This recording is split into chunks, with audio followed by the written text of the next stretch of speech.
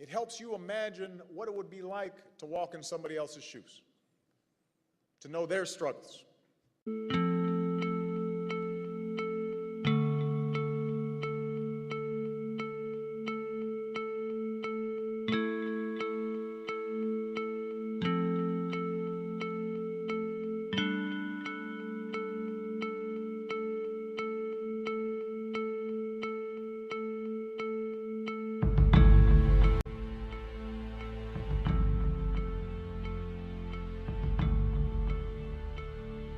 I think publicly it tends to be, if it doesn't affect you, then it's not something you concern yourself with until it does affect you. And I think a lot of school districts inadvertently see it as a drain of resources.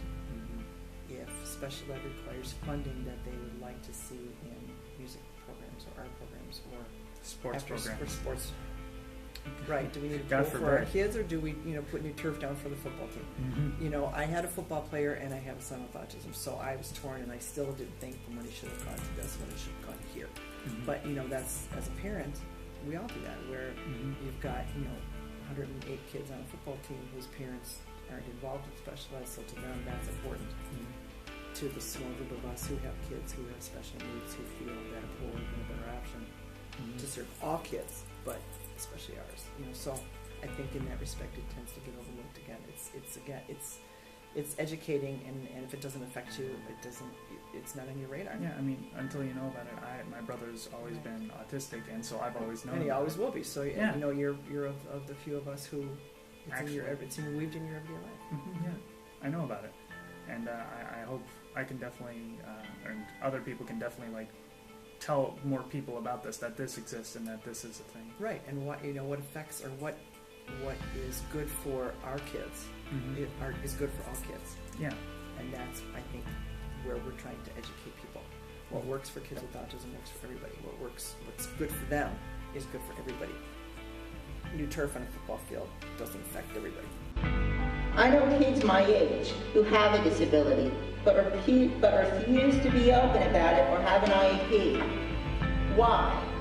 Because they don't want to be labeled. How can you have the freedom to be yourself if you're embarrassed about who you are? I did not choose to have a disability, and it doesn't define who I am as a person. I just have to learn to work with it. No one's perfect. We all have to work with our weaknesses. Well, we work a lot with legislature, okay. Making sure that our kids are given the same opportunities as anybody else. Equal rights, definitely. Equal rights, right, with the Americans with Disabilities Act.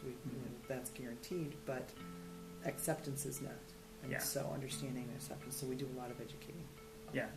In all venues, in all areas.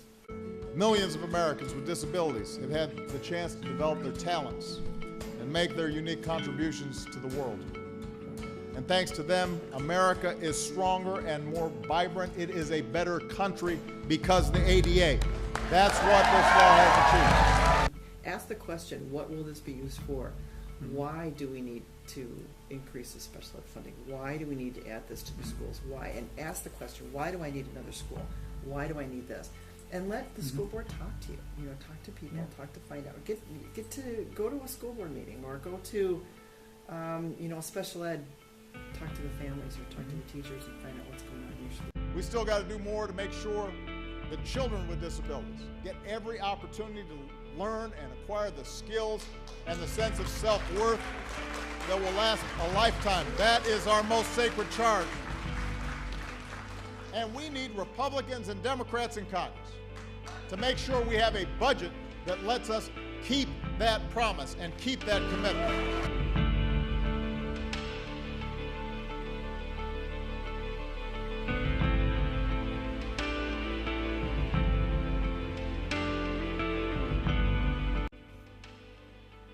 Special education has been a part of my life ever since my little brother was diagnosed with autism. For years, we have been fortunate enough to access programs that help him learn and succeed in school and in life. However, not all children have the same luxury as my little brother, and have had to go to schools with very little or no funding for special needs students. They struggle both academically and socially to be accepted and encouraged to learn. A lot of great strides have been taken to help children with disabilities in schools through the enactment of the Americans with Disabilities Act and IDEA, the Individuals with Disabilities Education Act. But there's still more the public needs to do to provide not only funding but recognition to disabled students and people in general. Thus, I encourage you to visit places like the Autism Society of Minnesota, volunteer at events for special needs children, lobby your congressmen and school boards, most importantly, and learn to accept and support those with both mental and physical disabilities. Go to www.fraser.org/volunteer. I'll have a link on the screen below if you want to volunteer with special needs children like my little brother right here in St. Paul, Minnesota. For when you read a great story or you learn about an important moment in history, it helps you imagine what it would be like to walk in somebody else's shoes, to know their struggles. The success of our economy will depend on your skills, but the success of our community will depend on your ability to follow the golden rule, to treat others as you would like to be treated.